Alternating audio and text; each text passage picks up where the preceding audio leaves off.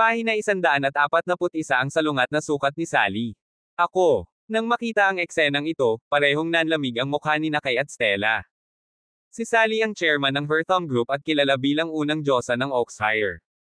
Security guard lang si Nico sa Oxfire University, at kung titingnan mo ang status nilang dalawa, magkaiba sila.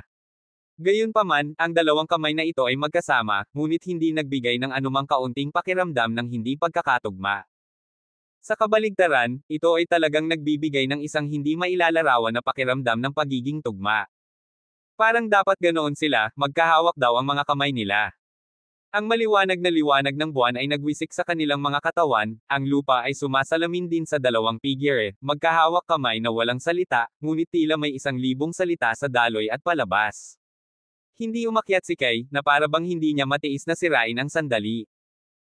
Lamang, ang kanyang mukha ng ilang mga banayad na pagbabago, ngunit din sa paanuman, ang kanyang puso binawahan ng isang bakas ng hindi maipaliwanag na mga damdamin, kung paano eksakto ngunit hindi maaaring sabihin.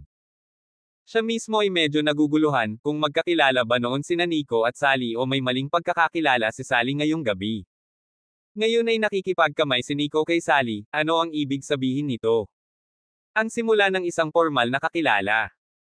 Stella na Jade hitsura kabig-bighani pretty mukha ay napakakalmado, ito sa loob at labas ay hinog babae malinaw naman ay may hindi pangkaraniwang karanasan, kaya ang kanyang kalmado mukha sa ilalim ng lihim sa pag-iisip tungkol sa kung ano ang hindi kilala.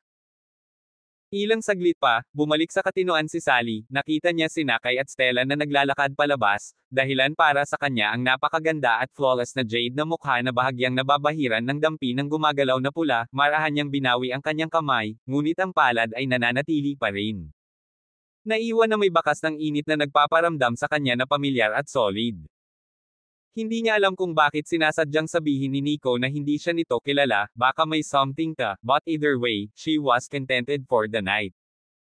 Sa pagbabalik tanaw sa pagitan ng mga mata at pagkakita sa lalaking ito na pilit niyang hinahanap, ang lahat ay tila isang panaginip, isang napakagandang panaginip. Kahit sabihin niyang hindi niya kilala ang sarili niya, ano? Anyway, hindi ba nagkakilala ulit ang party? Tama na. Sally, okay ka lang. Napatingin si Kay sa matalik niyang kaibigan na may tono ng pag-aalala. Umiling si Sally, pinunasan niya ang mga luha sa kanyang pisngi, nakangiting parang bulaklak, at sinabing, ayos lang ako. Kilala na namin ni Mr. Magnus ang isa't isa. Kay, si Mr. Magnus ang sinabi mong security guard na kapitbahay mo ha? Oo, siya iyon. Sabi ni Kay. Natigilan ang mukha ni Sally nang maalala niyang nagpunta siya noong isang araw sa Oxfire University para hanapin si Kay, at naisipan niyang pumunta sa katabing bahay para makita ang security guard na nakatira doon, pero sa huli ay hindi na niya pumunta ka. Nung time na yon, kung talagang lumakad ka at kumatok sa pinto, makikita mo si Nico, di ba? Gayunpaman, hindi niya alam na si Nico ay wala sa paaralan noong mga araw na iyon, ngunit nasa gitna ng hangganan ng Cloud Province para sa operasyon upang iligtas si Cameron. Sa anumang kaso, labis na nagpapasalamat si Sally na hindi niya pinalampas ang lalaking ito ngayong gabi. Walang ganoong bagay na makatagpo ng isang taong huli na sa mundo, ang lahat ng mga pagtatagpo ay tila nakatadhana sa underworld, hindi huli at hindi pa huli, tama lang. Kay, Stella, bakit nandito rin kayong lahat? Tanong ni Sally. Mababa ang tingin ni Jaden sa mga tao, kaya bakit ako mananatili dito? Baka umalis ng maaga. Sabi ni Kay na walang magandang katatawanan. Ngumiti si Stella at sinabing, kapag wala na kayong dalawa, wala nang saysay na manatili pa ako, kaya maaari na rin akong pumunta. Si Nico, na nahiya nang marinig ito, ay nagsabi, 3 dilag, hindi ba ito ay medyo pabago-bago sa iyo? Wala akong natanggap na imbitasyon sa party, kaya hindi talaga akma na manatili ako. Kayo ang mga bisita ng party, kaya hindi magandang ideya na umalis na lang, di ba? Ikaw ang lalaking kasamang dinala ko dito, at kung itinaboy ka, sa banquet hall ako tutuloy, ha? Hindi ko magagawa iyon. Sabi ni Kay. Habang nag-uusap kami, nakita naming lumabas sina Jaden, Connor, George at iba pang mga maharlika, sinundan ng ilang bisita, kasama ang ilang magagandang sosyalidad. Natigilan talaga si Jaden at ang iba pa. Hindi nila pinangarap na ang tatlong sobrang bigat na babaeng ito sa Oxfire ay makakagawa ng ganoong desisyon dahil sa isang security guard, hindi kaya sa paningin nila, mas malaki ang mukha ng security guard na ito kaysa sa kanilang lahat. Kung tungkol naman sa mga social celebrities, lalo na ang mga dati nang minamaliit si Nico, lahat sila ay natulala. Sa kanilang mga mata ay isang lalaking nakasuot ng maruruming suot, isang security guard lang, pero kayang gawing out of shape ang unang beauty ng Oxfire na si Sally, pero hindi rin pinapansin. Ang reserba sa lahat ng paraan upang habulin. Hindi lamang iyon, ngunit si Kay, na ang reputasyon sa Oxfire ay hindi bababa sa kay Sally, ay lumabas din. Para naman kay Stella, ang mature na babaeng ito na may maraming estilo ay may titulong, hari ng mga mature na babae, na may kaakit-akit na hitsura ng jade at balingkinitan ang katawan, ay nakakuha ng Oxfire sa hindi mabilang na mga lalaki, hanggat siya ay handa, magkakaroon ng hindi mabilang celebrities willing to fall under her skirt, and her origin is incomparably mysterious. The background is ang babae ay sinusundan din.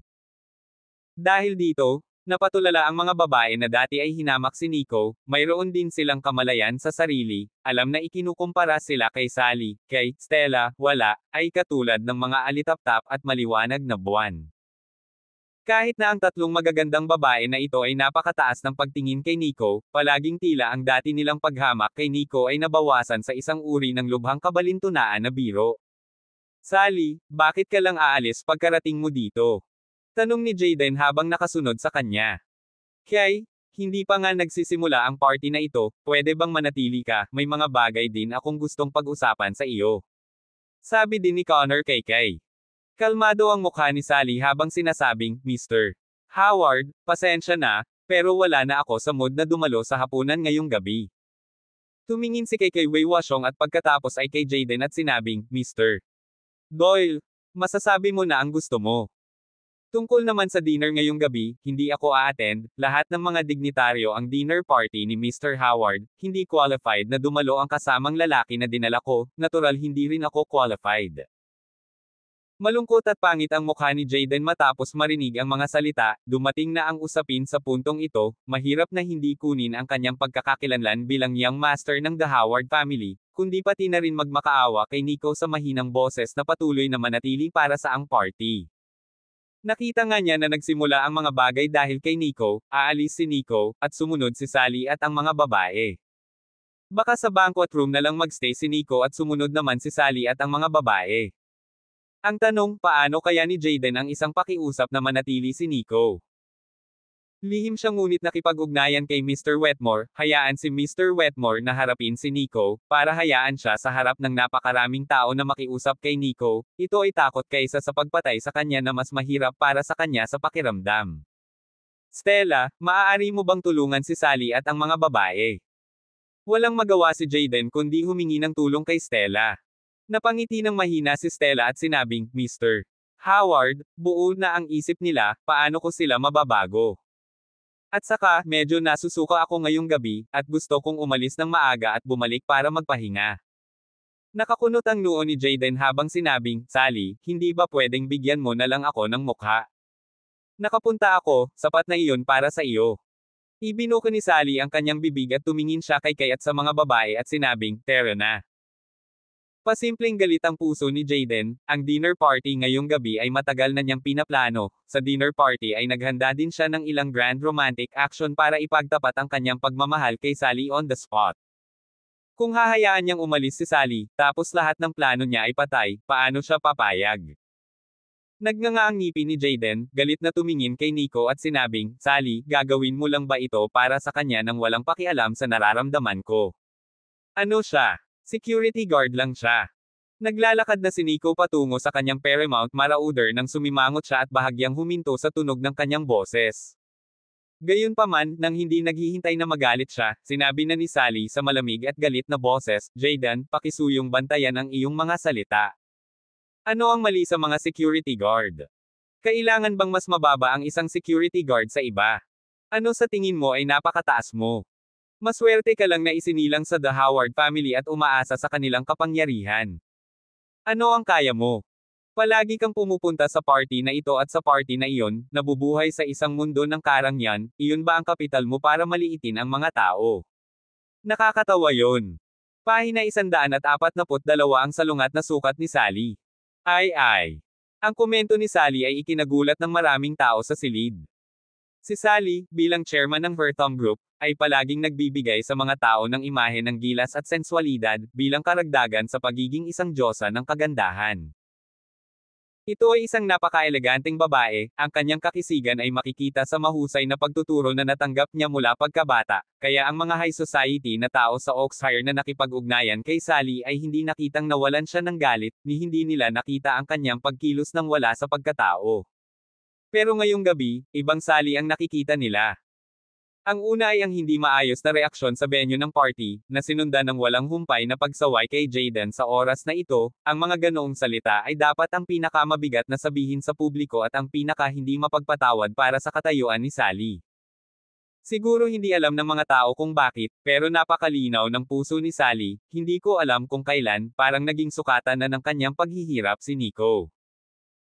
Hindi niya matitiis ang mga taong minamaliit si Nico, hindi niya matitiis na ang mga tao ay nagpapakumbaba kay Nico, at hindi niya matitiis ang mga taong tretuhin si Nico ng isang uri ng paghamak sa kanilang katayuan. Dahil alam niya na si Nico ay isang mandirigma, isang sundalo ng bansa. Isang sundalong may dugong bakal.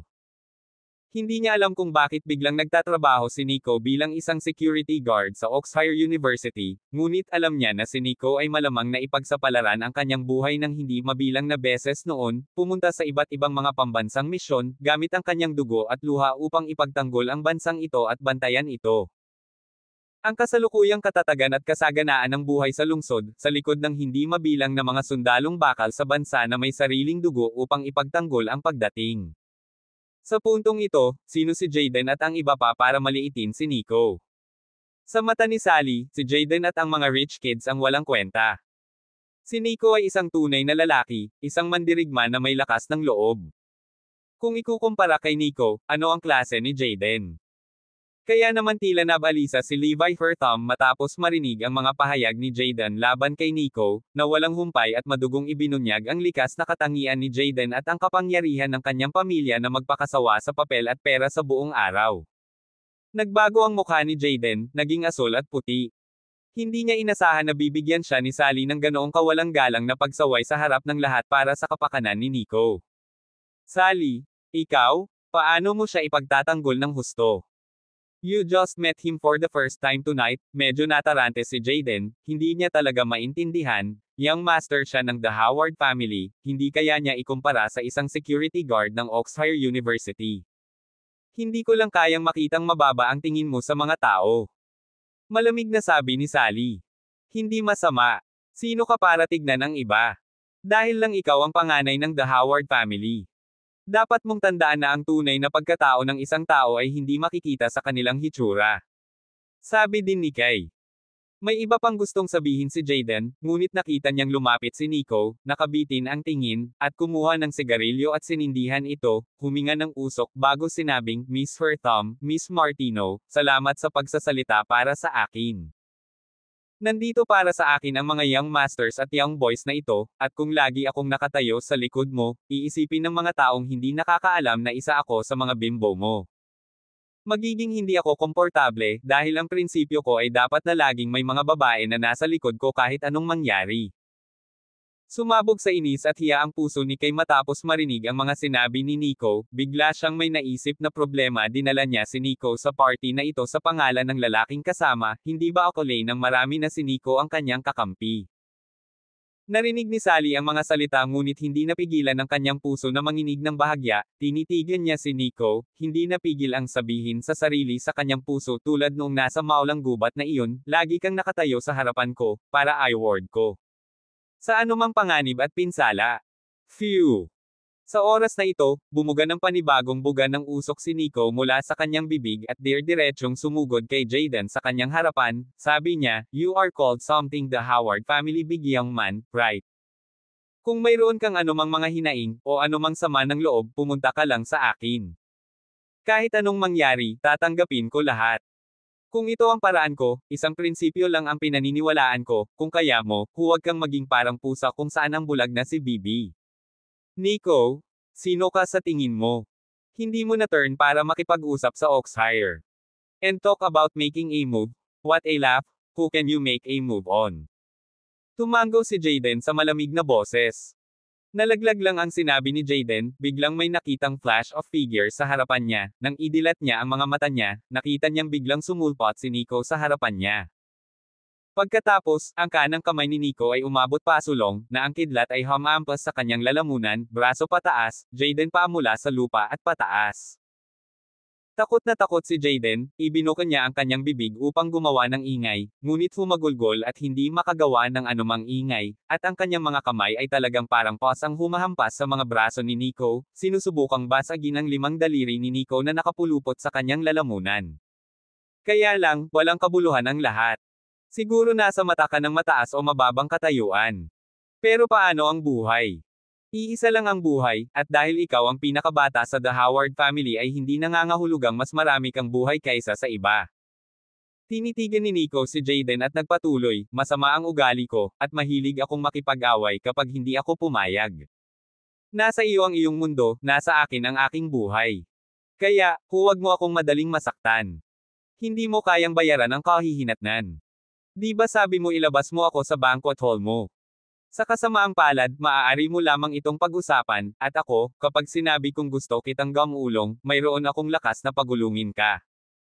With that, inabot ni Nico at inihagis ang kamay, si Jaden ay parang saranggola na naputol ang tali at natapon at gamulong 7 o 8 metro ang layo, na sumigaw ng pagkagulat. Ubo-ubo-ubo. Si Jaden ay bumagsak sa lupa para sa isang oras ay hindi maaaring tumayo out, siya ay umubo marahas, huminga ng mabigat, sa sandaling ngayon lamang sa pamamagitan ng Nico clamp lalamunan, siya ay nagkaroon ng isang pakiramdam na mabulunan sa kamatayan, isang mukha dahil sa pagpigil ng kanyang hininga ay tumaas din sa isang kulay ng atay ng baboy. Nico, how dare you make a move on Mr. Howard? Masyado ka nang lumayo. Tumayo si George matapos itong makita at sinabi sa galit na boses. Lumabas ka. Tumugon si Nico sa isang hindi mapapantayang dominante at marangyang boses. Isang walang buhok, kailangan mo ba akong turuan ng leksyon para sa iyo? Nagpatuloy si Nico. Whoosh! Sa oras na ito, ang isang figure fiercely lumitaw sa labas ng katawan diffused isang malakas na aura ng galit. Siya ay nakatayo sa harap ng George, ang mga mata ng malamig na walang kapantay na tumitig kay Nico, isang invisible killing machine ay din diffused out. Jude. Ito ang panig ni George ng tagapag-alaga na si Jude, nakita niya si Nico laban kay George, ay ang unang pagkakataon na tumayo, na may isang pag-alit, isang uri ng mahigpit na makina ng pagpatay, at paghaharap ni Nico. Pahina 143 atmosphere na walang katumbas. Hawak pa rin ni Nico ang sigarilyo sa kanyang bibig, ipinapakita ang kanyang gangster spirit, pinaikit ang kanyang mga mata at nakatitig kay Jude sa kanyang harapan, halata sa katamaran ng kanyang kilos na hindi niya inilagay ang lalaking lumabas para harapin siya. Siya sa kanyang mga mata. Naramdaman niya ang galit at ang malupit na espiritu ng pagpatay na bumabalot sa katawan ni Jude, at walang duda na ito ay isang malakas na tao na may tiyak na lakas. Pero, sa mata ni Nico, yun lang. Sa isang pagkakataon, gusto ni Jude na kumilos, bilang tagapag-alaga ni George, ang kanyang tungkulin ay protektahan ang kaligtasan at mukha ni George. Ang pasaway na hindi sinasadyang ibinigay ni Nico kay George ay isa ng mabigat na pagkakasala sa kanyang palagay. Kaya, syempre, kailangan niyang umakyat sa plato. Gayunpaman, kaharap si Nico sa sandaling ito, bigla siyang nakaramdam ng hindi matapang na gumalaw, ang pakiramdam na ito ay kakaiba ang pakiramdam niya, sa kanyang mga mata si Nico ay ganap na walang kalaban-laban, sa buong katawan ay mga butas na sira, na para bang magagawa niyang hampasin. Agad na natamba si Nico, sa isang malutong nako. Gayunpaman, mayroon siyang tinig sa kanyang puso na nagpapaalala sa kanya na kung siya ay talagang hampasin, ang taong magiging ko naman ay siya. Kakaibang pakiramdam, pero totoo. Sa katunayan, ito ay isang paalala ng kanyang sariling combat instincts. Ang pag-abot sa isang malakas na tao ng kanyang lakas, ang kanyang sarili ay mayroon ding labis na masigasig na mga instinct sa labanan, ang kanyang intuition ay nagsasabi sa kanya na kung talagang kailangan niyang mag-strike, ito ay magtatapos lamang ng masama. Ipinaalala nito sa kanya ang Shadow, ang makapangyarihang killer ng Living Tomb Org na tahimik na namatay, malamang sa mga kamay ni Nico. Kung nagawang patayin ni Nico ng ganoon kadali si Shadow, gaano siya naging kalakas at kalakas. Phew! Nagbuga ulit ng usok si Nico sa kanyang bibig at sinabi sa murang tono, gusto mo bang kumilos? Tapos welcome talaga ako anytime. Kung hindi ka maglakas loob na gawin ito, pagkatapos ay tumabi ka. Nico, huwag kang masyadong maangas. Sabi ni Jude sa malamig na boses. Baliw. Ngumisi si Nico, humakbang siya pasulong, at sa hakbang na ito, isang kahangahangang aura ang agad na tumakas mula sa kanya, na para bang tinangay ng hangin ang mga ulap, dala ang walang kapantay na pagmamataas at tiwala sa sarili, na bumabalot sa eksena. Sinabi niya, loko, ang lakas ko kasi mabaliw, eh. Kung gusto mong kumilos, halika, kung wala kang lakas ng loob na kumilos, lumayas ka sa harapan ko. Biglang nagulantang ang puso ni Jude, at kahit papaano ay hindi niya namamalayan na napaatras, naramdaman na lang niya na sa harap ng aura na ibinubuga ni Nico sa mga sandaling ito, siya ay kasing liit ng langgam. Ang hakbang na ito pabalik, nang walang mga kamay, ang tagumpay ay nahati. Ang mga matataas na mandirigma ay duel, ngunit tungkol din sa kanilang sariling momentum. Ang momentum ay hindi nakikita ng mata, ngunit totoo, tungkol sa momentum ng sinaunang panahon ay mayroong tambol at pagkatapos ay tatlo at naubos. Gayun din, ang tunay na malakas, ang kanilang sariling momentum ay magiging walang tigil na tiwala at hindi magagapi, at ang proseso ng sparring ay isang labanan ng momentum. Malakas na momentum, matapang, hanggang sa pumatay, kadalasang nagagawang tamaan ang malakas na may kahinaan. Mahina ang momentum, kawalan ng kumpiyansa, madalas na naruta ng libu-libong milya. Jude ang hakbang na ito pabalik, siya din agad na pinaghihinalaang ang problema, ito ay isang uri ng pag-urong sa momentum, na gumagawa sa kanya lubhang nag-aatubili, ngunit nais na itaas ang momentum pasulong muli, ngunit hindi na magkaroon ng lakas ng loob. Nico, how dare you make a move on me? Nasaan ang seguridad? Nasaan ang security guard? Ilabas mo siya para sa akin. Jaden ay tumayo, siya ay isang mukha bakal na asul, ang puting suit ay naging marumi ng isang malaking piraso, sa buong view ng lahat, kapag napakaraming mga bisita sa eksena, aktwal na kinuha Nico direkta itinapon sa labas. Ang pakiramdam na iyon ay parang nagtatapon ng patay na aso sa lahat ng oras. Ang galit at puot ay hindi na sapat upang ilarawan ang kasalukuyang kalagayan ni Jaden, mayroon na siyang pusong pumatay, gusto nang maging on the spot kay Nico para magbigay ng malaking piraso. May mga security guard na sa pinangyarihan na kumikilos, na sumugod kay Nico. Ito ay nagbigay kay Jude ng isang paa, at siya ay lumitaw na tumabi sa isang naaangkop na hakbang, na nagpapahintulot sa mga security guard sa arena na sumugod kay Nico. Mukhang hindi pa rin maalala ng The Howard family. Well, pagkatapos ay ipaalala ko sa iyo. Ibinuka ni Nico ang kanyang bibig at humakbang siya pasulong sa malalaking hakbang. Anong klaseng tao ito? How dare you disrespect Mr. Howard, pasabugan mo siya. Magsama-sama at ibagsak ang batang ito mula sa hindi kilalang mga mapagkukunan. Ito ay talagang walang batas, tingnan ang kanyang pananamit, at kami ay magkapantay din, paano hindi matuto mula sa aming mababang profile at kahinhinan. Isa-isang nagsalita ang mga security guard sa field at nagmadaling lumapit kay Nico.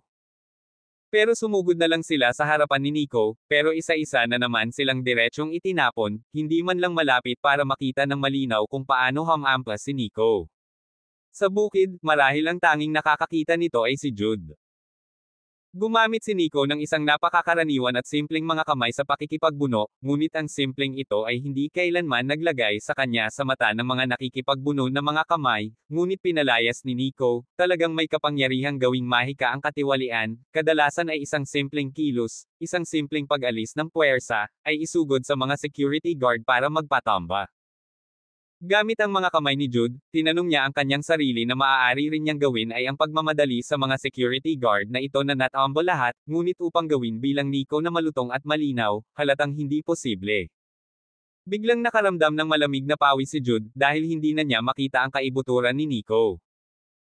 Sa oras na ito, naglakad na si Nico sa harap ni Jaden, nakaramdam na lang ng itim si Jaden sa harap ng kanyang mga mata, para bang may bundok na matayog sa harap nila, invisible na tila may hindi mapaglabanan na maringal na presyon ay bumagsak, kaya ang kanyang katawan, isip at kaluluwa ay manginig.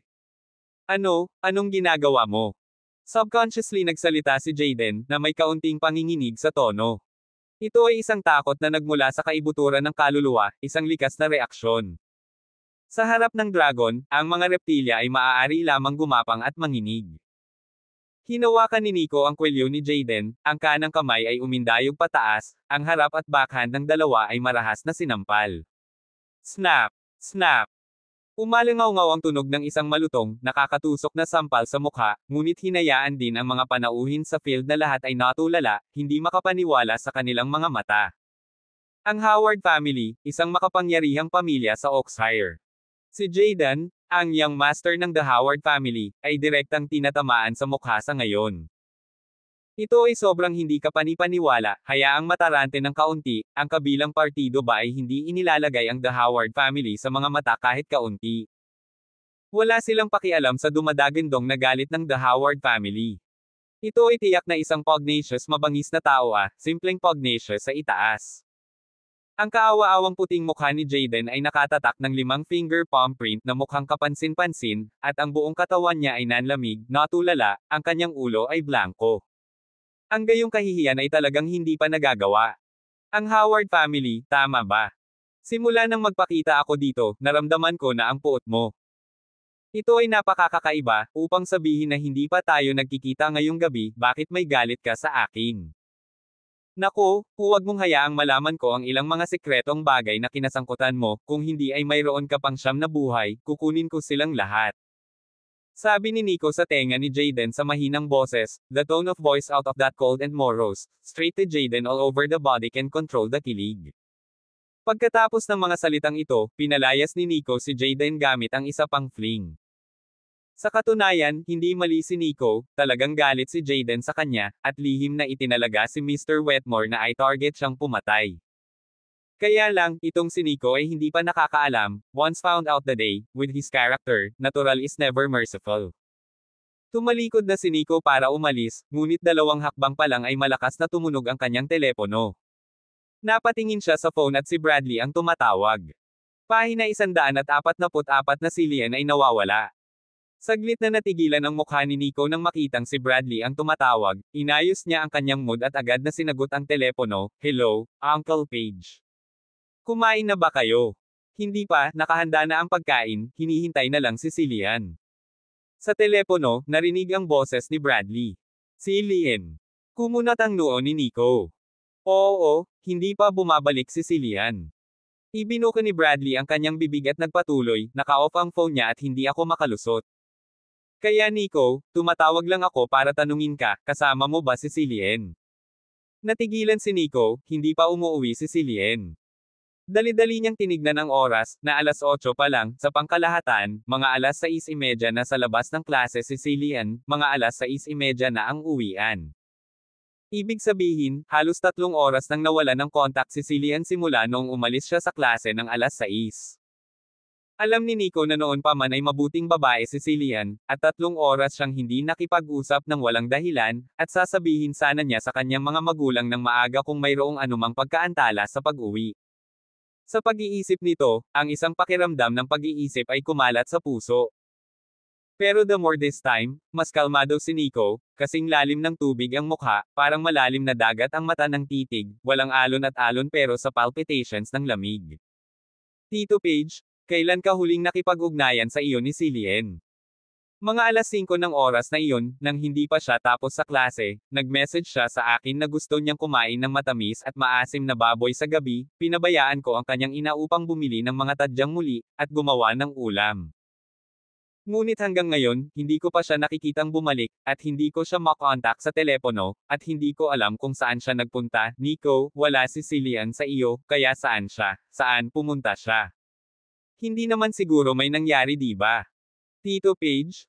Huwag kang mag-alala, hindi na bata si Cillian, walang mangyayari. Pupunta ako sa paaralan at tingnan ito.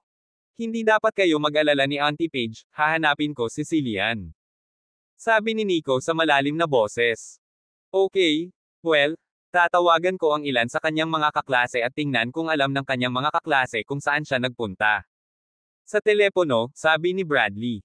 Ilang beses ni-relieve ni Nico si Bradley at ibinaba na rin ang tawag. Pinagmamasdan ni Sally si Nico sa telepono hanggang sa ibinaba niya ang telepono, saka siya naglakad patungo sa harapan, ngunit 2 hakbang pa lang, natigilan siya, na hindi rin maiwasang tumigil ang mga yabag. Dahil, Naramdaman niya ang aura mula sa katawan ni Nico, tulad noong sa rainforest na iyon na puno ng krisis, hinarap ni Nico ang aura ng kalaban malamig, walang awa, at puno ng nakasusuklam na layuning pagpatay. Anong meron sa kanya? Naaalala ni Sally na sa rainforest na iyon, sa tuwing mapupuno ng ganoong aura ang katawan ni Nico, madalas itong nangangahulugan na lalaban siya para salubungin ang kalaban. And now, Nico was giving off this aura that made her feel uneasy. What is going on? Nauutal na tumingin si Nico kay Kay at sinabing, Miss Martino, medyo nagmamadali ako, kaya mauna na ako. Sa gayon ay tumingin siya kay Sally, huminto, at sinabing, magkita-kita tayo mamaya. Umupo si Nico sa Paramount Marauder, ang sasakyan ay humandar at dahan-daang pinaandar palabas, ang malahayop na katawan, kasabay ng matigas at dominanteng anyo, sa gitna nila at malabo mula sa katawan ni Nico ay naglabas ng dampi na parang kailaliman ng impyerno na parang isang nakakakilabot na malamig na kapaligiran, making this Marauder driving out when the whole room silent. Tila nabigla ang lahat sa aura na ito. Dumagundong. Tinapakan ni Nico ang gas at humarurot pasulong. Maging ang elevator bar sa entrance ng Buena Villa ay hindi pa nakataas, naitulak na ni Nico ang Predator para masagasaan ito, at sa isang click, direktang nabasag ang elevator bar sa entrance. Ipinatong ni Nico ang kanyang paasagas at nagmaneho, na nagbabalak na tingnan muna ang Oxfirno. Isang middle school. Kung wala kang matuklasan, humingi ng tulong kay Taylor, Matt at sa kanilang tulong, ang Oxfirno. Isang middle school sa pasukan ng security camera para lumabas, para tingnan kung saan nagpunta si Cillian o kung ano ang nangyari pagkatapos niyang lumabas ng pinto. Sa daan, ang mukha ni Nico ay malungkot at nakakakilabot sa sukdulan, isang mukha na lumubog na parang lawa, ang lawa ay tila may marahas na unos na namumuo, kalmado ang mga mata, naglalaman ng dampi ng lamig hanggang sa matinding killing machine. Ngayon, malakas ang hinala niya na dapat may nangyari kay Cillian. Sa mga taong ito, hindi na aksidente si Cillian, ngunit sa oras na ito ay may nangyari, hinala niya na dapat ay nasa likod ng mga puwersa laban sa kanya nalaman ang kanyang relasyon kay Cillian, kaya gusto niyang gamitin si Cillian para harapin siya. Ito ay talagang ginawa ni Nico hindi matitiis, dahil ito ay malubhang nasaktan ang ilalim na linya ng kanyang mga prinsipyo. Ang kaaway ay maaaring lumapit sa kanya, wala siyang pakialam kung ilan ang lalapit, ngunit, kung ito ay dumating sa mga nakapaligid sa kanya, ito ay ganap na magagalit sa kanya, at sa gayon ay ganap na ipakita ang kanyang panig bilang isang Lord Magnus. Sa pangalan ni Lord Magnus, na dalubhasa sa pagpatay. Si Nico ay puno ng hangarin sa pagpatay, ngunit ang unang prioridad ay ang hanapin si Cillian, anuman ang halaga, upang mapanatili ang kaligtasan ni Cillian, na nasa unang lugar. Cillian, walang mangyayari sa iyo, sabi ko paprotektahan kita. Nangako rin ako sa kapatid mo na paprotektahan kita sa lahat ng bagay. Sinabi ni Nico sa kanyang sarili, ngunit ang uri ng galit sa kanyang puso ay nagdulot pa rin sa kanya ng isang malagim na pagsabog ng puot sa kanyang sarili. Phew! Nang si Nico ay nagmamaneho sa Marauder sa kahabaan ng highway sa isang galit na bilis, isang hindi pamilyar na tawag sa telepono ang dumating out of the blue. Kinuha ni Nico ang kanyang telepono at ang lamig sa kanyang mga mata.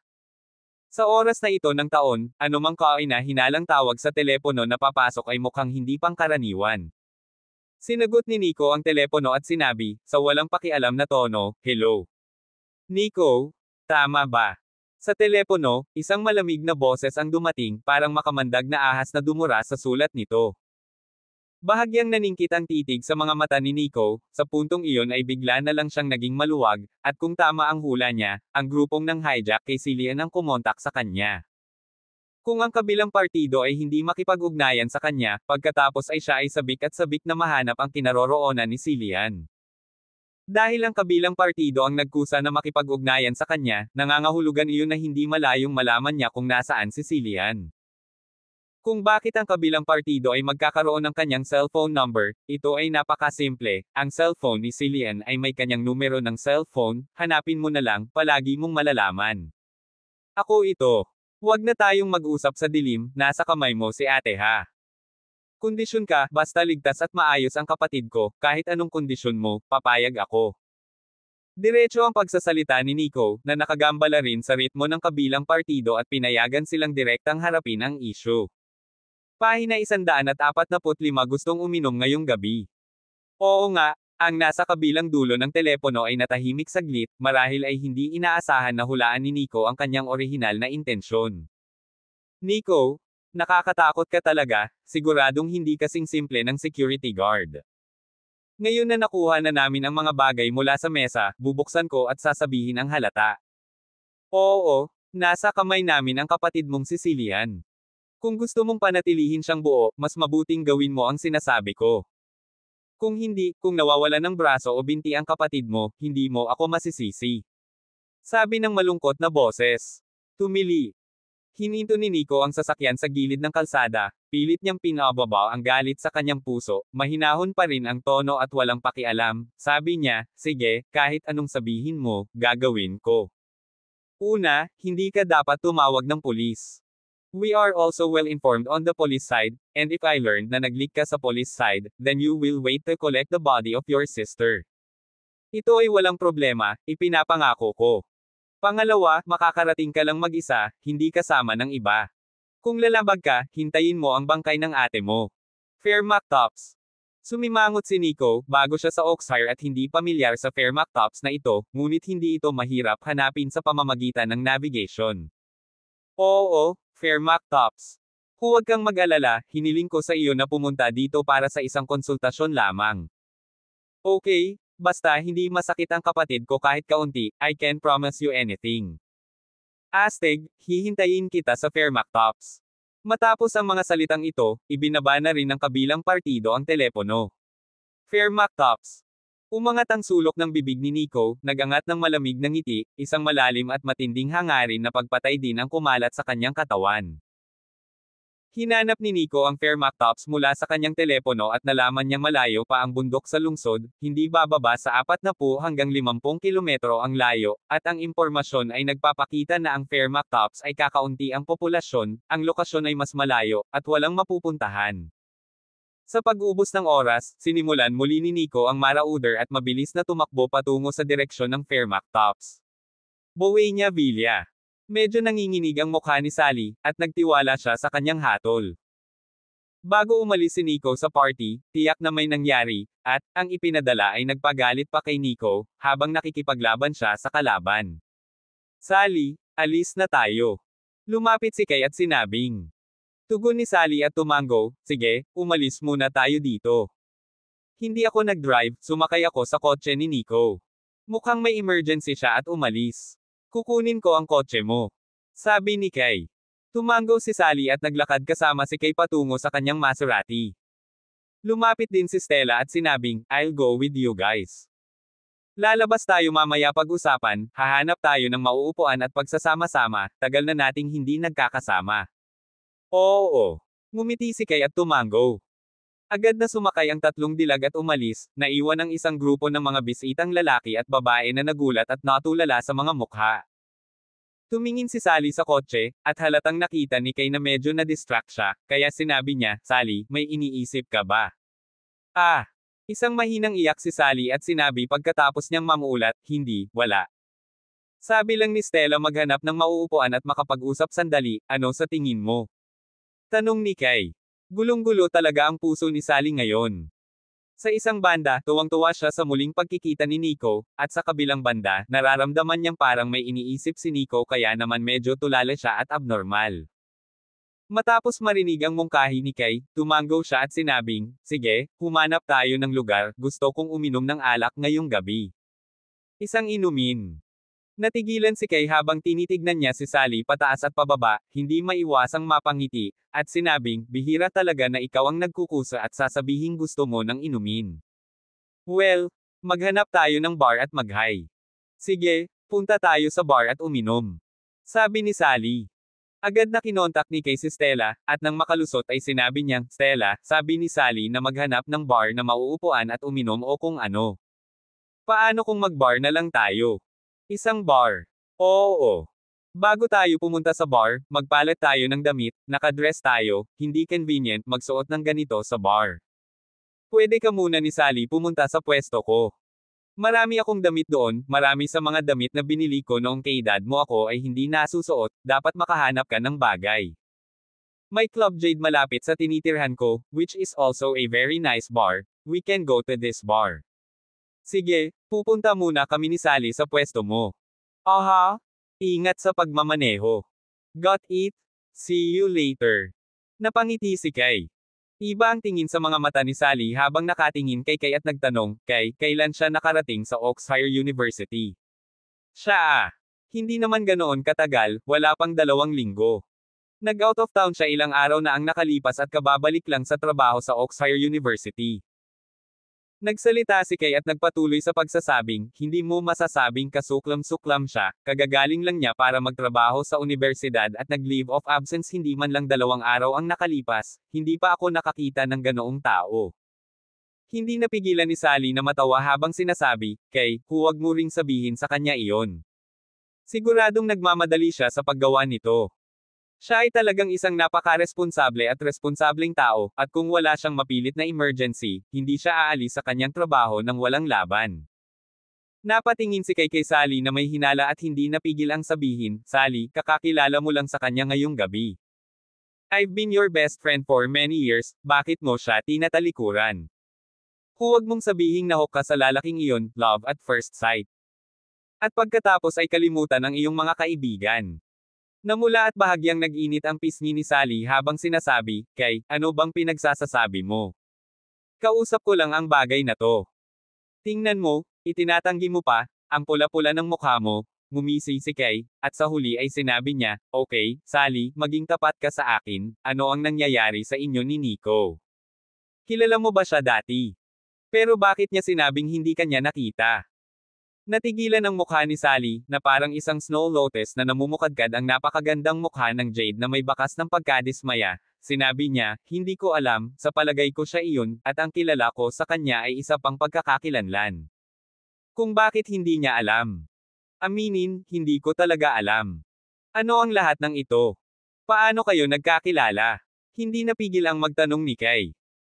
Ay, magsasalita pa sana si Sally pero napahinto, napagtanto niyang malamang na ayaw ni Nico na mabunyag ang kanyang tunay na pagkatao, kaya tumigil siya sa pagsasalita at sinabing, Kay, ang kailangan mo lang malaman ay sapat na malaman na siya ay naging isang regenerative na regalo sa akin. Kung hindi dahil sa kanya, hindi mo ako makikita ngayon. Natigilan si Kay, at naintindihan niya kung bakit naging disoriented si Sally nang makita niya si Nico sa ballroom ng Buena Villa. Pahina 146 na Fairmac nangunguna sa killing machine. Ako. Malalim na ang gabi at malabo ang mga bituin. Ang liwanag ng bituin sa langit ay hindi na alam kung saan itatago, ang buong gabi ay madilim, ang dilim ng kawalan ay tila naging kahindek-hindek na hayop, ay pumipili ng mga tao upang lumunin. Phew! Isang higanteng explosion-proof na SUV ang mabilis na tumatakbo sa kahabaan ng highway. Ang kotse ay nakaupo sa mukha ni Nico na lumubog na parang tubig, tulad ng mabituing kalangitan na parang isang malalim na titig ng malamig na yelo. Nasa kanya ang marauder hanggang sa pinakamataas na bilis at humahanggos hanggang sa Fairmac tops. Ngayong alam na natin ang kinaroroonan ni Cillian, mas napapagaan ng loob si Nico. Susunod, ang kailangan lang niyang gawin ay mailabas si Cillian ng ligtas, anuman ang halaga. Sinabi ng kausap sa telepono na gusto nilang pumunta siya sa Fairmac Tops para makipag-ayos, pero sa totoo lang alam na alam niya sa kanyang puso na ang tinatawag na negosasyon, sa madaling salita, ay ang pagnanais ng kanyang buhay. Halos mahulaan na niya na ang Fairmac Tops ay tinambangan ng walang katapusang mga bitag at mga makinang pangpamatay, at hanggat mag-isa siyang pumunta doon, ang mga bitag at mga makinang pangpatay na ito ay maa-activate upang palibutan at patayin siya hanggang sa mamatay. Wala na siyang pakialam sa mga ito, kahit kulungan ng tigre ang harapan, mag-isa siyang pupunta, kahit anong mangyari, para iligtas si Cillian nang hindi nasaktan. Kasi, pangako niya kay Jimmy. Nangako siya kay Jimmy na aalagaan niya ang kanyang pamilya, lalo na ang kanyang kapatid, sa buong buhay niya. Kaya, nang malaman niyang nawawala si Cillian, naisip niya na malamang na dinukot siya, na nagpabangon sa galit niya, at hindi mapipigilan ang hungering pagpatay na uhaw sa dugo anuman ang mangyari. Jimmy ay ang kanyang mabuting kapatid na lalaki, kung kahit Jimmy tulad ng isang huling hiling ay hindi niya maaaring gawin, ay hindi maaaring protektahan ang kanyang kapatid na babae ng kagalingan, at pagkatapos ay mayroon din siya kung ano ang mukha upang harapin Jimmy's espiritu sa langit. Puno man ng killing machine ang harapan, gusto niyang isang tao at isang kutsilyo ang pumatay sa madugong daan. Siya ay may ganoong tiwala sa sarili, bukod dito, siya ay may ganoong lakas, kahit sa madilim na mundo, siya ay may kakayahang paulit-ulit sa malakas na kaaway na napapalibutan ng pagpatay, ano ang bitag sa makina ng pagpatay ng lungsod. At sa sandaling ang kanyang sariling pagnanasa sa dugo pagpatay machine upang ganap na pasiglahin out, lamang natatakot na Oxfire sa ilang mga puwersa lamang ay hindi makatiis sa kanyang na-anger killing machine. Phew! Pumito ang sasakyan, at sa oras na ito, nasa labas na ito ng highway.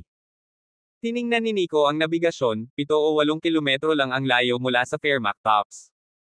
Ang susunod na daan lang ay masungit na mountain road, para sa ordinaryong sasakyan, mahirap puntahan. Ngunit para sa Paramount Marauder, ngunit hindi maaaring lumikha ng anumang balakid. Habang patuloy na nagmamaneho si Nico, muling tumunog ang kanyang cellphone. Sinagot niya ang telepono at umalangaw-ngaw ang malungkot na boses. Nico, nandyan ka ba ngayon? Nakalabas na ng highway. Pagdating ka agad sa Fairmont Tops. Oh, hindi ito mabagal. Wala ka namang ginagawang tricks, di ba?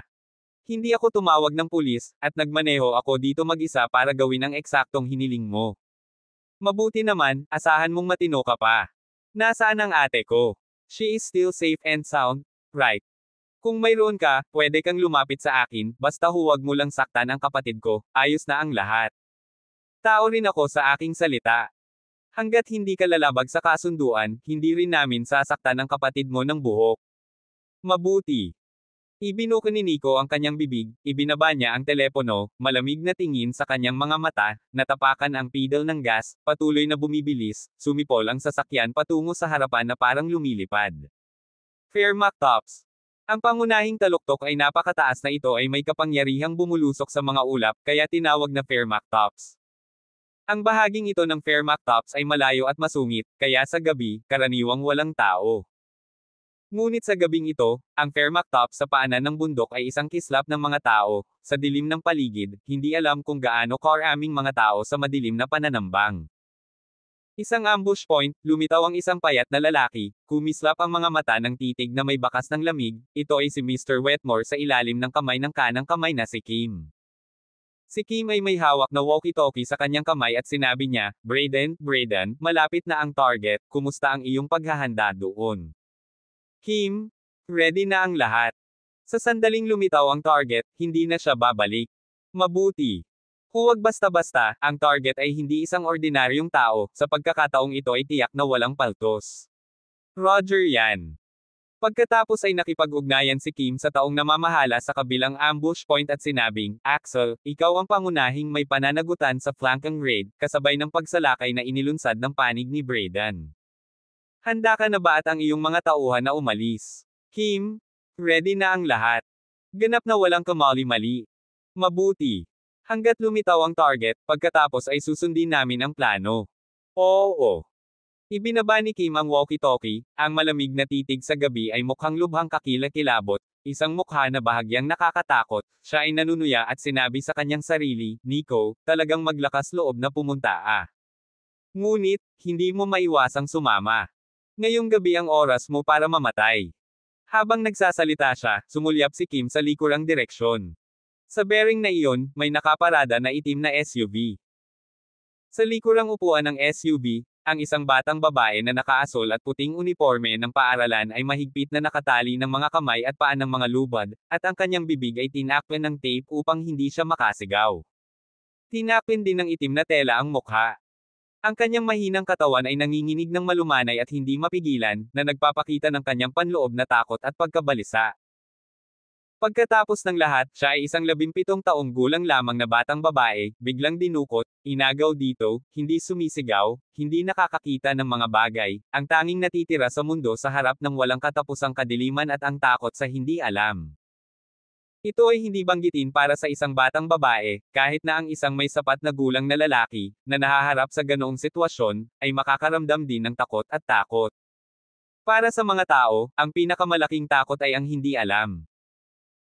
Ang batang babae na ito ay Sicilian, siya ay nababalisa, ang kanyang katawan ay nanginginig paminsan-minsan dahil sa takot, tulad ng isang bangka sa ilalim ng bagyo, hindi mahanap ang direksyon, hindi makita ang hinaharap, ngunit hindi rin alam kung ano ang mangyayari sa sila sa susunod na sandali. Alam niyang kinidnap siya at maaaring si Nico ang pakay ng kabilang partido. Eto na, kalalabas lang niya ng school kaninang hapon nang may lumapit sa kanya na dalawang lalaki, sinasabing kaibigan sila ni Nico at sinabing alam nilang kapatid siya ni Nico, sinabing hiniling sila ni Nico na pumunta at kausapin siya tungkol sa isang bagay. Narinig ni Celia na may kinalaman ito sa kanya Nico, ibinaba na rin niya ang kanyang bantay at sinundan ang dalawang lalaki sa SUV, malamig, bigla siyang isinakay ng dalawang lalaki sa sasakyan, may iba pang sasalubong sa loob ng sasakyan, tinakpan siya ng kamay. Bibig, para kontrolin siya. The next thing she know, dinala siya dito. Bagamat hindi siya makagawa ng ingay at hindi makakita, mahina niyang naririnig na maraming tao sa labas ng sasakyan, na nag-deploy ng ilang uri ng aksyon, na para bang pinupuntirya si Nico. Nagdulot ito sa kanya ng labis na pag-aalala at takot, natatakot na si Nico ay lason ng mga taong ito kapag siya ay dumating. Nico, hindi ka na dapat lumapit, delikado dito. Maaari lamang siyang umiyak sa kanyang puso, nagdarasal ng paulit-ulit, ngunit nakakalimutan na siya ang nasa pinakamapanganib na sitwasyon. Sa ambush site sa paanan ng bundok, biglang tumunog ang walkie-talkie ni Kim na may matalas na boses. Kim, ang target ay nakita, ang target ay nagmamaneho, ngunit ang kotse na ito, ay napakalaki. Wala pang 1 kilometro mula sa unang ambush point. Pahina 147 Fairmac nangunguna sa killing machine. Ay. Isang napakalaking sasakyan. Kumunot ang noo ni Kim, matapos marinig ang mga scouts sa harap ng mga ganoong salita ay medyo natarante siya, ngunit hindi niya ito isinasa puso, sa pag-iisip na ang sasakyan ay maaaring maging malaki muli hanggang saan. Sa pinakamaganda, ito ay isang malaking 7-seat crossover, tama ba? Ayon sa mga scouts, wala pang 1 kilometro ang layo ni Nico mula sa unang ambush point, at hindi na kayang isipin ni Kim ang oras, kaya sinabi niya sa malalim na boses, sige, balik muna kayo sa depensa at maghanda para sa isang combat raid. Agad na nakipag-ugnayan si Kim kay Brayden sa unang ambush point, at sinabi niya sa intercom, Brayden, paparating na ang target, humanda ka na sa pakikipaglaban ngayon. Maging mabilis, kumilos ng mabilis, at subukang wakasan ang pagkubkob na ito sa pinakamabilis na posibleng panahon. Roger yan. Mula sa kanyang posisyon sa unang ambush point, sumagot si Brayden sa malalim na boses sa kanyang walkie-talkie. Matatagpuan ang ambush point na ito sa isang bundok na kagubatan sa kanang bahagi ng masungit na kalsadang ito sa bundok, si Brayden na pisikal, matipuno, nakasuot ng itim na undershirt, mukhang napakasungit ng mukha, kumikislap ang mga mata ng titig na may labis na nakakabaliw na hangarin sa pagpatay. Mga kapatid, humanda sa pakikipaglaban. Ibinuka ni Brayden ang kanyang bibig, at may hawak siyang pistol sa kanyang kanang kamay. Sa gilid niya ay may 6 na lalaki na malakas ang hininga, bawat isa ay armado ng baril, malamig ang tingin, halatang isa sa kanila ay walang awa na pumatay na parang sako. Habang nagsasalita si Brayden, ang mga lalaki ay tinambangan sa mga bundok at kagubatan, ang kanilang mga baril ay nakatutok sa kanilang mga kamay, bawat isa ay nakatingin sa kalsada sa unahan. Sa harap ng masungit na kalsada sa bundok, sa kabila ng dalawang sasakyan, ang dalawang sasakyan sa unahan, doon ay ginagamit upang magpakadalubhasa sa pagbubutas ng mga gulong ng kotse ng nail chain, malinaw ang kanilang intensyon, iyon ay naghihintay para sa target na sasakyan na magmaneho, ang mga gulong ay nabutas, kasama ang harap ay may dalawang kotse bilang isang hadlang sa kalsada, ay tiyak na magagawang harangan ang target na kotse pababa, na pinipilit ang target na kotse ay kailangang huminto. Hanggat ang sasakyan ng target ay pinipilit na huminto, magagawa nilang barilin ang target gamit ang kanilang mga baril sa kamay at palibutan ito. Kaya, para sa operasyong ito, Brayden ay determinado silang manalo. Sa paglipas ng panahon, ang daan sa unahan, dumating ang dagendong ng sasakyang nagmamaneho, ang diesel engine na dagendong ay dumating tunog tila hindi pangkaraniwang marahas at malupit, tunog tulad ng isang higanteng hayop sa dagendong. Nag-igting ang mukha ni Brayden at ng iba dahil alam nilang dumating na ang target at papalapit na. Maghandang magwelga. Hininaan ni Brayden ang boses at sinabi sa mababang tono. Sa pagsasalita, Brayden, sila ay mahinang nakita sa harap ng kalsada na nababalot ng kadiliman, nagmamaneho sa isang kotse, ang mga headlight ay direktang kumikinang, ngunit nang tumingin sila, ang mukha ng isa ay tulala. Sasakyan pa ba ito? Napakalaking katawan, na ang mga gulong ay halos isang tao na mataas, matipuno ang hitsura, nangingibabaw na aura, ang buong katawan ay natatakpan ng bakal na baluti, bilang isang bakal na kastilyo sa paggalaw. Sa ganoong higanteng sasakyan, ano pa ang makakalaban sa kalsada? Hindi maganda. Madilim na sigaw ni Brayden, na pagtanto niya na sa harap ng napakalaking sasakyan, ang kalsada lamang na nakaset up ng mga barikada ay hindi sapat upang labanan. Bilis, shoot, huwag hayaang sumugod ang kabilang panig. Sigaw ni Brayden. Phew! Sa oras na ito, ang malaking SUV ay nadurog pasulong, ang mga gulong ay tumakbo sa kadena ng kuko sa kalsada, ngunit ang kadena ng kuko ay nabigo na tumagos sa mga gulong ng kotse, ngunit sa halip sa ilalim ng bigat ng kotse, ang mga kadena ng kuko na ito ay lahat ay patag at lumubog sa lupa sa ibaba. Sa loob ng sasakyan, malamig ang tingin ni Nico sa kanyang mga mata nang makita niya ang dalawang sasakyan na nakasandal sa kalsada sa kanyang harapan, marahil ay isang hadlang sa daan upang pilitin siyang ihinto ang sasakyan. Sa kasamaang palad, ang engkwentro ay sa Paramount Marauders. Phew! Hindi bumagal ang takbo ng Marauder at humahanggos pa ito patungo sa harapan. Bang bang bang! Halos sa parehong sandali, ang kanang bahagi ng isang bundok na kagubatan sa harap, na may putok ng baril umalangaw-ngaw, isang round ng mga bala ay nakababaliw patungo sa kotse na binaril. Ngumisi si Nico, hindi man lang napahanga. Kakayanin ng sasakyang ito ang pambobomba ng mga granada at anti-tank mine, at talagang hindi problema ang labanan ng isang bala. Dang! Oo naman, kapag ang mga bala ay dumating pagbaril, para sa mandaragit na ito ay hindi maaaring lumikha ng anumang pinsala, Nico sa loob ng kotse ay hindi nag-abala tungkol sa mga bullet shooting. Kachaw! Kachaw! Ang maninila na matatangkad ang mga gulong ng direkta mula sa harap ng dalawang sasakyan na itinayo bilang barikada na ulo ay nadurog at ang mandaragit ngunit tumitimbang ng 15 tonelada, kaya nang ang malalaking gulong ng mandaragit ay durog at ang tunog ng isang click ay dumaan, ang dalawang sasakyan ay diretso. Durog. Nasagasaan na ng Marauder ang dalawang sasakyan, na parang nasa patag na lupa, walang harang, pagkatapos ay lumiko ang harap na dulo at umungol patungo sa gubat na iyon. Bang! Bang! Bang! Ang kagubatan na ito, ang mga putok ng baril ay patuloy na umalangaw-ngaw at isang bilog ng mga warhead ang pumapasok, na binaril sa maninila na napakalaking katawan, ay sinalsal ng bakas ng mga spark. Umalis, umatras. Sa kagubatan, nagbago ang mukha ni Brayden at nagmamadaling sumigaw. Nahaharap sa kotse na ito, siya ay talagang nadama ng isang pakiramdam ng kawalan ng kapangyarihan, ang mga gulong, katawan at salamin ay ang lahat ng bulletproof, ordinaryong pistol bullet lamang ay hindi maaaring tumagos. Sa puntong ito, durog ang bahimit na ito, huwag tumakbo na patay ah. Agad na tumakas si Brayden at ang kanyang 6 na armadong tauhan, sa sandaling makatakas sila, nakita ni Nico, siya ay isang gear, kanang paa sa pedal ng gas, sumipol ang mandaragit, agad na bumilis, patungo sa harapan at tumakbo pataas. Ang mga armadong lalaki ay biglang tumakas, ngunit paano nila matutumbasan ang bilis ng sasakyan ng Marauder? Sa isang kisap mata, naabutan ng Marauder ang dalawang armadong lalaki sa harapan nito, at sa mga desperado na mukha ng dalawang armadong iyon, ang Marauder ay bumangga sa kanila, at pagkatapos ay nasagasaan sila.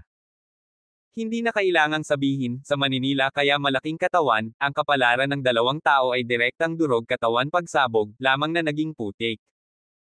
Sa oras na ito, sa kabilang panig ng ambush point, pinangunahan din ni Axel ang mga lalaki na magsara, nang akayin ni Axel ang 5 armadong nakapaligid sa kanya ay sumugod, nakita ang isang kahabag-habag na tumatakas na si Brayden at iba pa. Sa sandaling iyon, natigilan si Axel. Sa lalong madaling panahon alam niya kung bakit, nakita din niya ang sumisipol at mabilis na mandaragit, ang kanyang mukha ay nagtataka, nakataas ang kanyang kamay ay patungo sa harap ng isang serye ng mga shot. Bang! Bang! Bang! Isang round ang pinaputok pasulong, ngunit walang pinsalang nagawa ang baril sa katawan ng Marauder. Sa kabaligtaran, pagkatapos na tumakbo ang mandaragit, 2 o 3 armadong lalaki ay huli na upang umiwas, at natumba sa kanilang mga paa, nadurog ng mga gulong at nadurog, at direktang nahulog sa isang miserableng kamatayan. Tumakas sila Brayden, Axel at patungo sa paanan ng Fairmac Tops, kaharap itong explosion-proof na off-road vehicle, wala talaga silang magawa. Hindi upang makatakas at maghintay para sa higanteng kotse na durog, ang susunod na dulo ay kamatayan. Tumili. Sa oras na ito, inihinto ni Nico ang kotse, bumukas ang pinto ng kotse, gumalaw ang kanyang katawan, tumalon mula sa upuan ng kotse, nakalapag lang sa mga paa, ay isang nakaimbak na kapangyarihan patungo sa flash sa harap, ang ilang mga paggalaw ng sabay-sabay, lubos na magkakaugnay. Ang huling pagsiklab ng bilis ng katawan ay tulad na sa labas ng cannonball tulad ng mabilis na walang kapantay. Ikinulong ni Nico si Brayden sa harap niya, isang dampi ng malamig, walang awa na pagpatay sa pagsasabog ng Pahina 148 espesyal na pagpatay. Whoosh! Tumakbo si Nico pababa, ang kanyang katawan ay parang kidlat sa hangin, sa walang kapantay na bilis, nagmamadaling pasulong. Kung titingnan sa gabi, tulad ng isang mandaragit na hayop, ang katawan na parang mula sa kailaliman ng impyerno palabas ng makinang pamatay ay napakalakas at masama, ay lahat ay mababalot sa langit at lupang ito, sa ilalim ng pagsasabog ng makinang pampatay na ito, bilang kung ang paligid ng plaza ay naging hunting ground ni Nico. Sa unahan, si Brayden ay tumatakas sa kahabaan ng kagubatan ng bundok, dahil malinaw niyang napagtanto na ang higanteng SUV ay maaari lamang tumakbo sa kalsada, ang kagubatan ng bundok ay may mga punong nakaharang, ang kotse ay hindi maaaring magmaneho. Gayunpaman, sa proseso ng kanyang pagtakas, malamig, sa likod niya ay may isang malakas na hangin na sumisipol, na sinundan ng malupit na makinang pamatay ay parang isang matalim na talam, tumusok sa kanyang katawan, kaya naramdaman niya ang malamig na katawan ng nakakakilabot na pakiramdam. Si Brayden ay isa ring walang awa na papel na pumatay, siya ay nasa panganib, isang mabangis na titig sa kanyang mga mata, siya ay marahas na pumihit, ang pistol na hawak sa kanyang kanang kamay ay sunod-sunod na pumutok. Bang! Bang! Bang! Nagpaputok ng tatlong sunod-sunod na putok si Brayden, ngunit pagkatapos ng mga putok, napatulala siya, dahil tumalikod siya at wala siyang nakitang figure sa kanyang harapan, kadiliman. Phew! Gayunpaman, isang tipak ng hangin na umiihip mula sa kanyang kanang bahagi patungo sa direksyon, isang lubhang mapanganib na pakiramdam ang agad na bomb alot, diretso sa mata ni Brayden ng mga mag-aaral na biglang nanlamig. Hindi na hinintay na mag-react si Brayden, isang matalim na sable ang tumusok sa kanyang leeg, na tuluyang pumutol sa kanyang buhay. Sa kanang tindig ni Brayden, lumabas si Nico, inabot niya at inagaw ang pistol sa kamay ni Brayden, gumalaw ang katawan niya, patungo sa harapan ng mabilis na pagsabog. Bang! Bang! Bang! Patuloy na nagpapaputok si Nico habang patungo siya sa paghabol, at sa bawat putok, isang Mama Meryl ang mahuhulog sa kanyang harapan. Si Nico ay napakahusay sa ganitong uri ng labanan sa bundok. At muli, siya ay ang pagkakaroon ng Dragon Emperor, Brayden, Axel at iba pa na pinamumunuan ng mga armadong ito sa harap niya ay talagang walang kapantay, ganap na hindi kayang labanan siya ng direkta. Kaya, ang orihinal na operasyong pagkubkob laban kay Nico ay naging one-sided massacre na lang. Si Nico ay malamig at walang awa at nag-aani ng buhay. Ang kanyang silhouette ay tulad ng isang multo, ang ilan sa mga gunman na tumatakas sa unahan ay bumabaril din pabalik, ngunit hindi lang mailock ang posisyon ni Nico, tanging sa bulag na pagbaril, bilang isang paraan upang bigyan ang kanilang sarili ng lakas ng loob. Bang! Bang!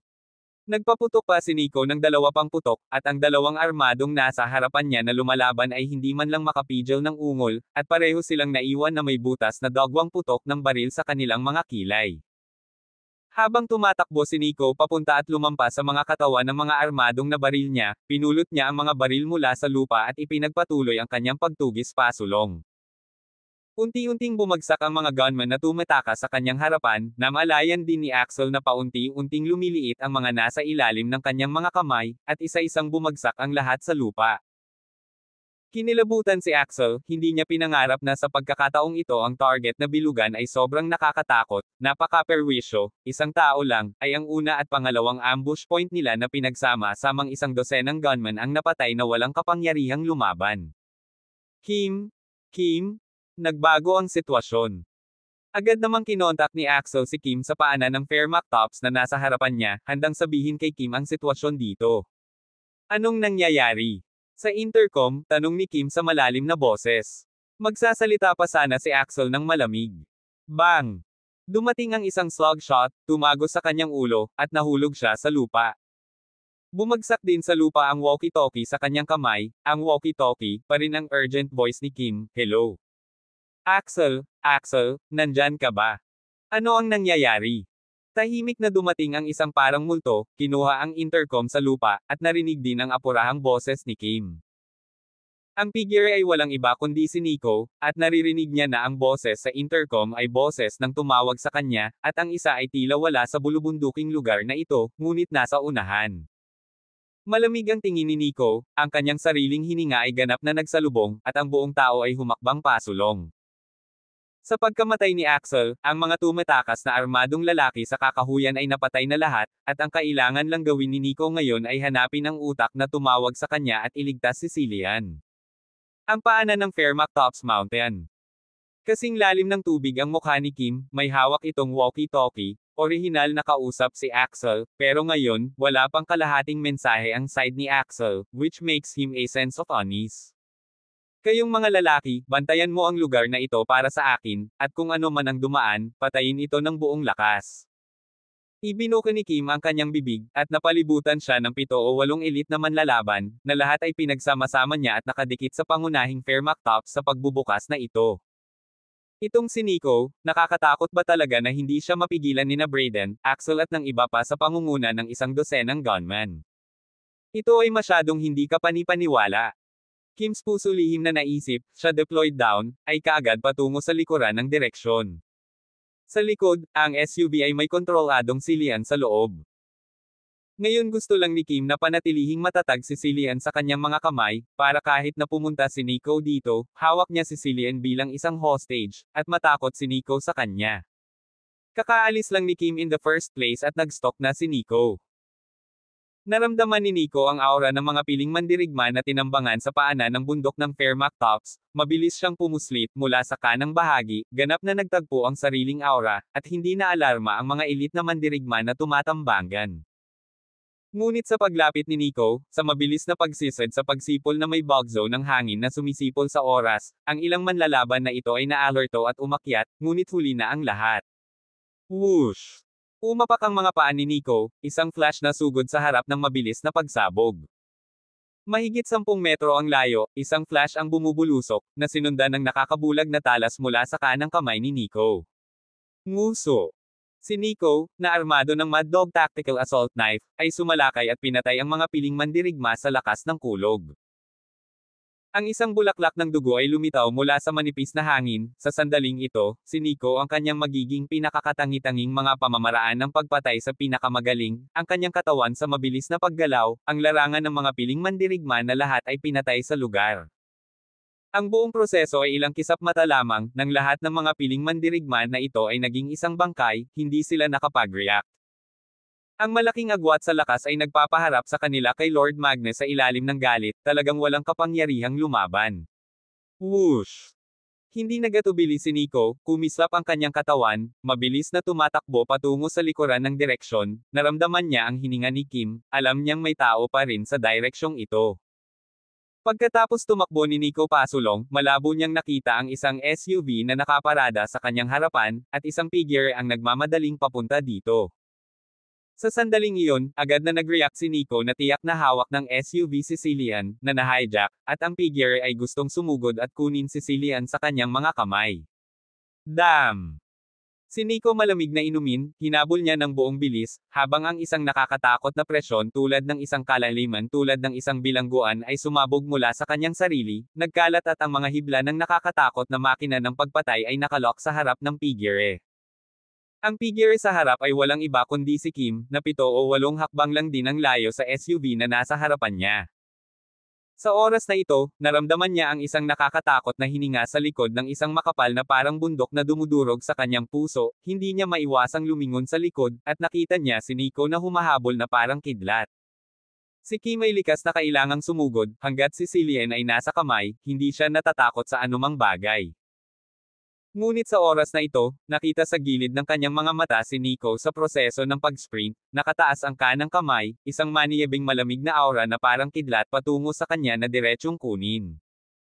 Agad na naramdaman ni Kim ang isang pakiramdam ng panganib na sapat upang pabilisin ang kanyang puso, at ang kanyang reaksyon ay mabilis, ang buong tao ay gumulong sa kanan.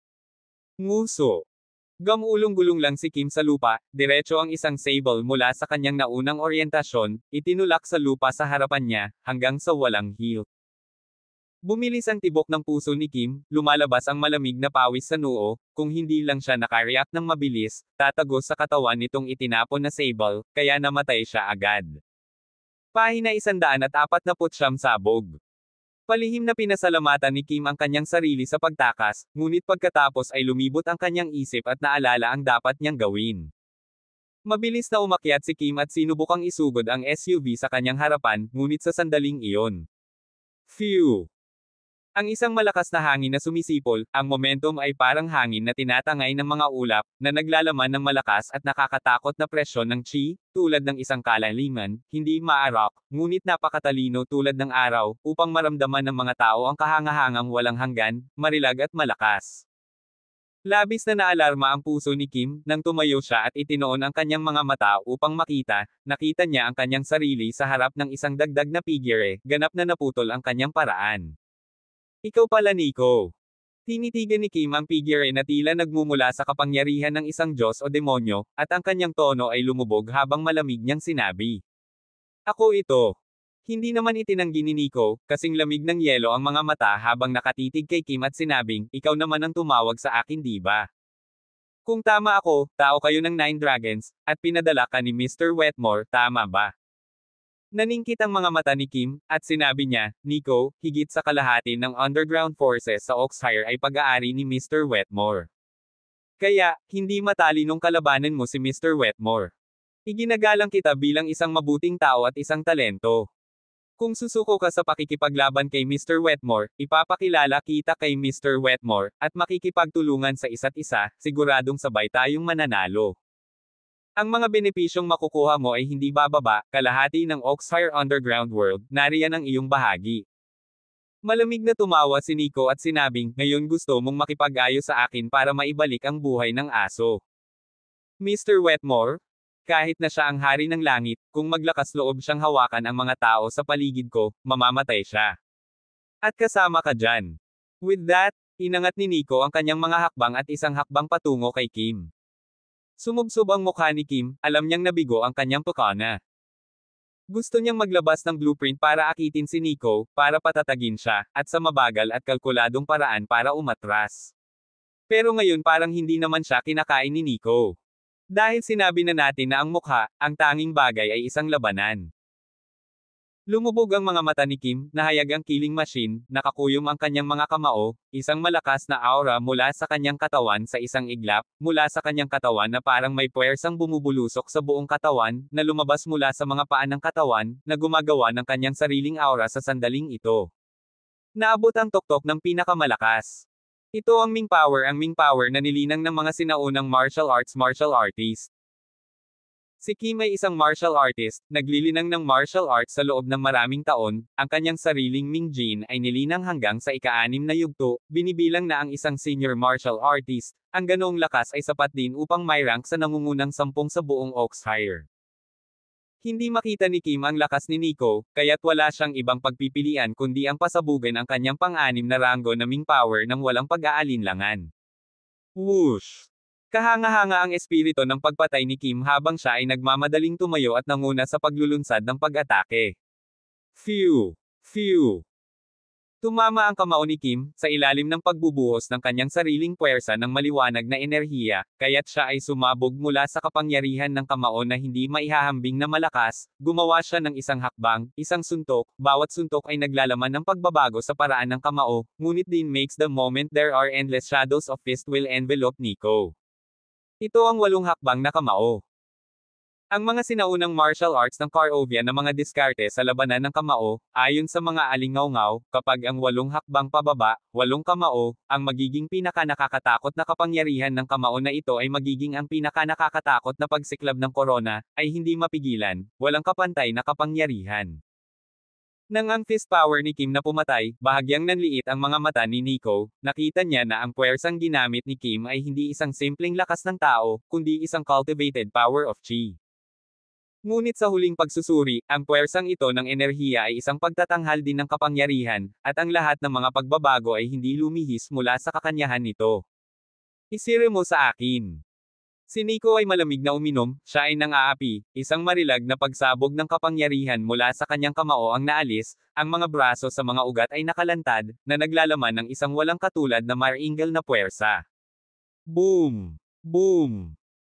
Ibinaba ni Nico ang kanyang kamao pasulong, kamao na parang dragon, sa kawalan na parang naging dragon shade, ang pinagtagpi-tagpi na trajectory ng kamao ay nagmistulang isang barbarian na dragon na humahampas sa hangin, sa nakakatakot at marahas na pagsabog ng kapangyarihan sa ilalim ng impetus, ngunit ginawa rin. Ang kawalan ay sumambulat ng isang pagsabog ng tunog. Kamao ng dragon.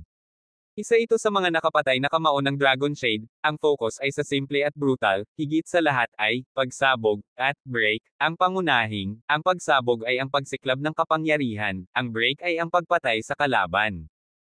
Kung mas malakas ang explosive power, mas mailalabas mo ang pinakamalakas na kapangyarihan ng kamao na ito, at mas nakakasindak ang magreresultang kapangyarihang pumatay. Gusto lang ni Nico ng mabilisang labanan at wala siyang pusong harapin si Kim, kaya naman inilagay niya ng husto ang kanyang pinakamalakas na pagsabog ng kapangyarihan. Ang bang! Ang kanang kamay ni Nico ay sumabog sa langit ng papasok na anino ng kamao ni Kim, at sa isang suntok, ang langit ng anino ng kamao ay direktang nabasag at direktang sumabog sa momentum ng kamao ni Kim. Sa sandaling magkasagupaan silang dalawa, ang buong katawan ni Kim ay tinamaan ng isang malakas na suntok, ang lakas ng maningning na enerhiya na pumutok mula sa kanyang kamao ay lubos na nadurog at nabali, at nang ang maringal na puwersa ng kamao ni Nico ay dumurog sa kanya, hindi nagawa ni Kim. Tulungan ngunit ibuka ang kanyang bibig, wow, at umubo ng sariwang dugo. Boom! Nico ay isa pang kamao furry at pumatay, ang kamao ng putok tunog shocked up, na may ito fist blast out, ang kamao ng lugar, ang nakapaligid na hangin ay tila biglang nakompress tulad ng, hayaan ng mga tao na makaramdam ng isang hindi maisip na pakiramdam ng matinding presyon. Ang suntok ay kasing bilis at mabangis na parang dragon, at dumiretso ito sa mukha ni Kim. Si Kim ay umuubo ng dugo at mga pinsala, ang buong tao ay paatras pa rin, ang kanyang katawan ay hindi matatag at hindi siya makakagawa ng isang ganting atake sa oras. Sa pagharap sa rolling pressure ng suntok, si Kim ay likas na nag-cross arms sa harap niya, sa pagtatangkang harangin ang suntok ni Nico. Sa kasamaang palad, pinalaki niya ang sarili niyang lakas at minamaliit ang nakakatakot na kapangyarihang nakapaloob sa suntok ni Nico. Boom! Nang dumating ang suntok ni Nico, agad nitong binasag ang harang niya at lumipad ang mga braso niya, na sinundan ng isang malakas na suntok sa mukha niya. Bang! Sa sandaling iyon, naramdaman ni Kim na parang isang malaking bundok ang tumama sa kanyang mukha, at ang nakakatakot na kapangyarihan na nakapaloob sa suntok na iyon ay sumalakay sa kanyang mukha, na naging sanhi ng paglabas ng dugo sa kanyang bibig at ilong ng sabay, at ang kanyang buong katawan. Lumipad palabas. Bumagsak si Kim sa lupa 7 o 8 metro ang layo, nanginginig ang kanyang katawan, bumabagsak ang sariling kamalayan patungo sa kadiliman at pababa, alam niyang hindi na siya makakaligtas. Bago siya namatay, ang kanyang maikling kamalayan ay kumislap sa isang nakakatakot na tanong. Hindi niya napigilan ang kanyang dalawang putok ng kamao kahit na ang kanyang ika-6 na rango na Ming Power. Natatakot ako na baka kahit ang mga nag-cultivate ng Dark Power ng Martial Realm ay hindi niya kalaban, di ba? Pahina 150 kasinungalingan ng mabuting intensyon. Hindi na nag-abala si Nico matapos niyang bugbugin si Kim ng isang suntok. Pagkatapos ng suntok na iyon na tumatak sa mukha ni Kim, narinig na niya ang tunog ng pag-crack ng buto ng mukha na iyon, sa ilalim ng suntok niya, siguradong mamamatay si Kim, hindi na kailangan pang tumingin. Tumalikod si Nico at naglakad patungo sa SUV. Walang tao ang lugar na ito, pinangunahan ni Kim ang mga tauhan, lahat ay pinatay na si Nico. Naglalakad hanggang sa pintuan ng SUV, huminga ng malalim si Nico nang buksan niya ang pinto. Sa sandaling iyon, ang kanyang puso ay talagang ilang takot at pag-aalala, natatakot na sa ilalim ng pinto ng kotse ay bumukas, walang tao sa loob. Buti na lang at sumobra ang takot niya, dahil pagkabukas niya ng pinto ng sasakyan, nakita niya ang isang maliit at mahinang figure na nakasiksik sa likurang upuan ng sasakyan, na walang iba kundi si Cillian. Si Cillian sa loob ng sasakyan ay halatang naramdaman na may nagbukas ng pinto, hindi niya alam kung anong uri ng tao, kaya katutubo na umatras, isang puting maliit na mukha ang nagpakita ng dampi ng gulat at takot. Ang kanyang mahinang katawan ay nanginginig pa rin ng malumanay, na nagpapakita ng kanyang panloob na takot at pagkabalisa. Nang makita ang eksenang ito, naramdaman lamang ni Nico ang pagkasira ng puso at pagkondena sa sarili. Huminga siya ng malalim, niluwagan ng tono at nakangiting sinabi, Cillian, ako na, Nico. Ngayon, okay ka na, ihahatid na kita. Nang pumasok sa kanyang tenga ang pamilyar na boses ni Nico, natigilan si Cillian at matagal na hindi nabalik sa kanyang katinoan. Cillian, okay ka lang. Inabot ni Nico at hinimas ang ulo ni Cillian. Tumugon si Cillian sa pamamagitan ng pagbuka ng kanyang bibig at sumisigaw ng, mukhang labis na nabalisa, ngunit ang kanyang bibig ay nakatape, kaya hindi siya makapagsalita. Lumapit si Nico at dahan-dahang kinalas ang tape sa bibig ni Cillian at mahinang sinabi, okay lang Cillian, kasama si Nico, walang makakasakit sa iyo. Nico! Hindi napigilan ni Cillian na sumigaw, na may bahagyang nasasakal sa kanyang boses, ang buong gabing pagkabalisa, takot at pagsalakay, ay tila kasama nitong sigaw na ilabas. Huminga ng malalim si Nico at bumulong, ihahatid ka muna ni Nico palabas. Okay lang, okay lang. Ilalabas ni Nico si Cillian sa sasakyan, na nakatikip ang mga mata ni Cillian na itim na tela ay hindi pa niya natatanggal. Tutal, ang tagpo sa kapitbahayan na ito ay puno ng mga madugong eksena, ang mga ganoong eksena ay hindi niya kayang makita ni Cillian. Nico, natatakot talaga ako, parang narinig ko itong mga masasamang tao na nagsabing hulihin mo ako at I target ka ulit, at lalo akong natakot na mahulog ka dito at lumapit at mabiktima ng mga masasamang tao na ito. Talagang wala akong magawa nang mag-isa ako sa kotse, at hindi ko alam kung ano ang gagawin sa akin ng mga masasamang ito. Ngunit muli, naramdaman kong tiyak na sasagipin ako ni Nico.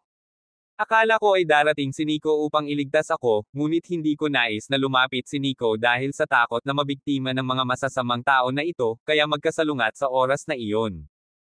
Kumalas ang dalaga sa yakap ni Nico at paputol-putol na nagsalita. Anak, na aksidente ka Nico hindi makakapunta. Kahit na mas delikado o hindi, paprotektahan ka ni Nico sa buong paligid, hindi ka hahayaang mawala ng buhok. Nakangiti si Nico. Hanggang sa sasakyan ng Paramount Marauder, inilagay ni Nico si Cillian sa passenger seat, sumakay siya sa driver's seat, pinaandar ang sasakyan, nagmaneho ng malayo patungo sa harapan, palayo sa likuran ng pumatay at madugong field, bago niya pinabagal ang pagtakbo. Huminto ang sasakyan. Nakatali pa rin ng mga lubid ang mga kamay at paa ni Cillian. Ginamit ni Nico ang kanyang saber para putulin ang mga lubad, pagkatapos ay dahan-daang inalis ang itim na telang nakatikip sa mga mata ni Cillian at sinabing, Cillian, dahan-dahan mong imulat ang iyong mga mata at hayaan silang masanay sa liwanag.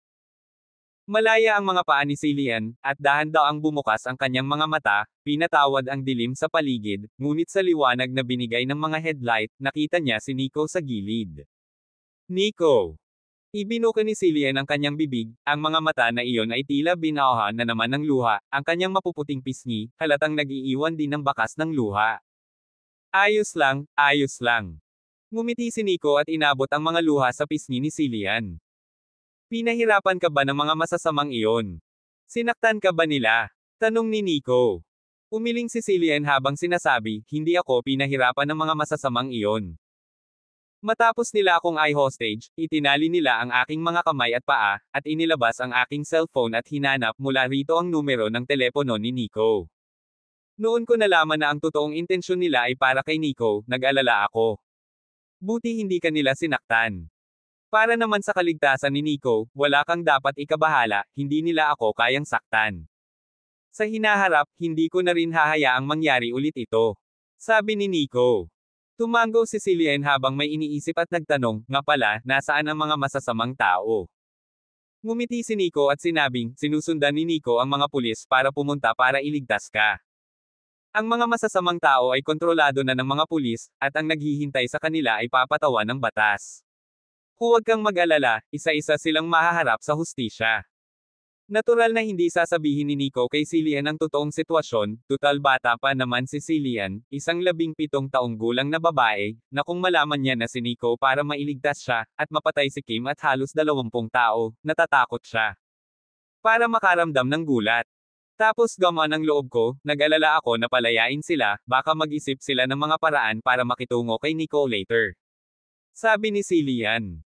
Ang puso ni Nico ay nagkasala at mainit, hanggang ngayon, si Cillian ay nasa lahat ng dako para sa kanyang kapakanan, natatakot na siya ay lason ng mga masasamang tao, kung saan makita din ang kanyang posisyon sa kanyang puso ay napakahalaga din. Siya nga pala, si Cillian, Theo Page at ang iba pa ay biglang hindi makontak at labis silang nag-alala. Biglang sabi ni Nico. Nag-react si Cillian at sinabing, tama mag-aalala ang mga magulang ko. Napakatanda na nila, kung alam nilang kinidnap ako at dinukot ng masasamang tao, hindi nila ito matiis. Tumawa si Nico at sinabing, kaya kung minsan ang kasinungalingan na may mabuting layunin ay makapagpapagaan ng kanilang isipan.